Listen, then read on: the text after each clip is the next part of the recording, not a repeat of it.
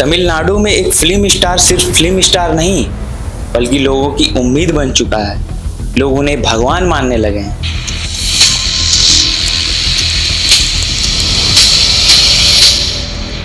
यही वजह है कि इस मिट्टी ने पहले एमजीआर को भगवान बनाया और फिर जयललिता को अम्मा कहकर सत्ता में शिखर तक पहुंचाया। और अब एक नया नाम पूरे तमिलनाडु में गूंज रहा है, थालापति विजय।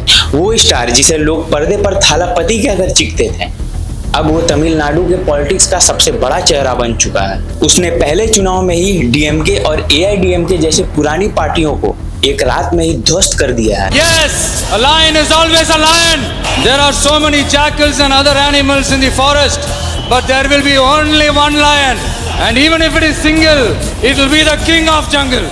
It is not only a description but also a clear declaration. विजय की कहानी एक सुपरस्टार बनने की कहानी नहीं है, ये उस लड़के की कहानी है जिसके एक्टिंग पर लोग हंसते थे, जिसके चेहरे का मजाक उड़ाया गया, जिसे सालों तक नेपोटिक कहा गया, जिसे डायरेक्टर का बेटा कहकर खारिज कर दिया गया। लेकिन जब दुनिया विजय की कमियों को गिन रही थी तब विजय चुपचाप लोगों के दिलों में जगह बना रहे थे।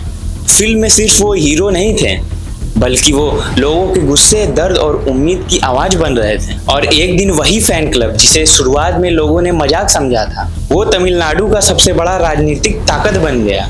टीवीके ने पहली चुनावी लड़ाई में 108 सीटें जीतकर दशकों पुराने किलों को ध्वस्त कर दिया। और तब जाकर पूरे देश को ये समझ आया कि विजय सिर्फ फिल्मों के हीरो नहीं थे, तमिलनाडु में लोगों ने बहुत पहले अपना भविष्य मान चुके थे। नमस्कार दोस्तों, आज की कहानी है थालापति विजय की। वीडियो में आज हम आपको बताएंगे कैसे मजाक बनता लड़का बन गया तमिलनाडु का थालापति। हम आपको बताएंगे कि विजय का स्टारडम इतना खतरनाक क्यों है, वो कार के पीछे जो सीएम 2026 लिखा हुआ था उस मिस्ट्री का सच क्या है, विजय ने जानबूझ के ही किया था, लोग विजय को भगवान जैसा क्यों मानते हैं, क्या विजय रातों रात पॉलिटिक्स में एक्टिव हुए या फिर वो 10 साल से तैयारी कर रहे थे, विजय ने धर्म और राजनीतिक खेल पलटा कैसे, और क्या तमिलनाडु वाकई में एक नए युग की शुरुआत कर चुका है। ये सारी बातें आज इस वीडियो में आपको बताने वाले हैं। देखिए, कहानी शुरू होती है एक ऐसे दुबले पतले लड़के से जिसे उनके अपनों ने भी शुरुआत में हल्के में लिया था। अक्सर हम और आप सोचते हैं कि कोई बड़े बाप का बेटा होगा तो रास्ता आसान होगा,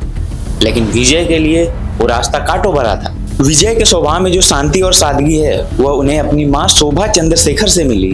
वो जानी मानी प्लेबैक सिंगर थी। विजय की कैमरा जर्नी 1984 में 10 साल की उम्र में शुरू हुई। अपने पिता की कई फिल्मों में काम करने की वजह से उन पर नेपोटिज्म का धप्पा लग चुका था। विजय इतना शर्मीले थे कि किसी से सेट पे ज्यादा बात नहीं करते थे। फिल्मों के लिए पढ़ाई छोड़ दी। इसके बाद 1992 में वो पहली बार कैमरा के सामने आए, लेकिन जब कैमरा के सामने आया तब उन्हें तालियां नहीं बल्कि उपहास मिला। आपको जानकर हैरानी होगी, आज तमिलनाडु में जिस विजय के लिए लोग मर मिटने को तैयार हैं, जब विजय का डेब्यू हुआ तब एक बड़ी मैगजीन ने लिखा कि इस लड़के की शक्ल हीरो वाली नहीं है, इसके पिता को पैसा बर्बाद नहीं करना चाहिए, ये तो बस सूरत है। अब आप सोचो, एक 18 साल का लड़का हीरो बनना चाह रहा था, उसे पहली मोड़ पर बेइज्जत किया गया, गंदी शक्ल वाला कहा गया। विजय की शुरुआत भी खराब रही। विजय की शुरुआत की 7 फिल्म इस कदर पिटी, लोग उन्हें फ्लॉप मशीन कहने लगे। लेकिन विजय चिल्लाने के बजाय खुद को बेहतर करने में ध्यान देने लगे। इसके पास दमखम है।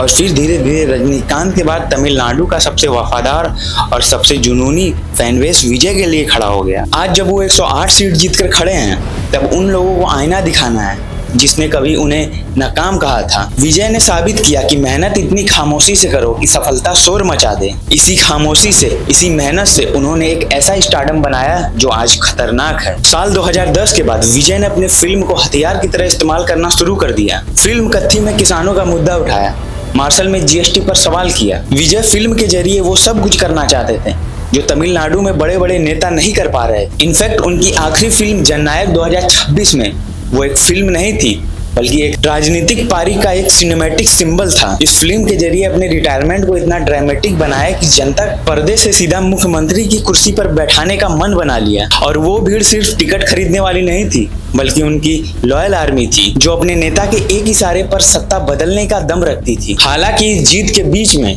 विजय की गाड़ी का वो नंबर बहुत वायरल हुआ, सीएम 2026। ऐसा लगता है कि विजय शायद क्लियर थे चीफ मिनिस्टर बनने को लेकर, मानो सालों प्लानिंग कर रखा था।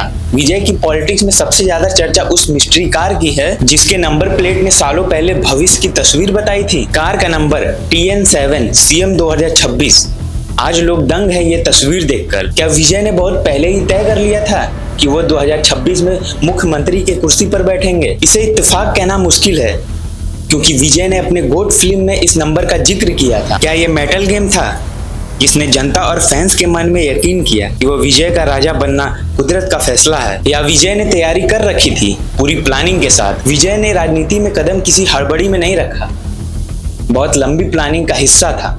दोस्तों, अगर वीडियो पसंद आए तो वीडियो को लाइक करें, हमारे चैनल को सब्सक्राइब करें। धन्यवाद।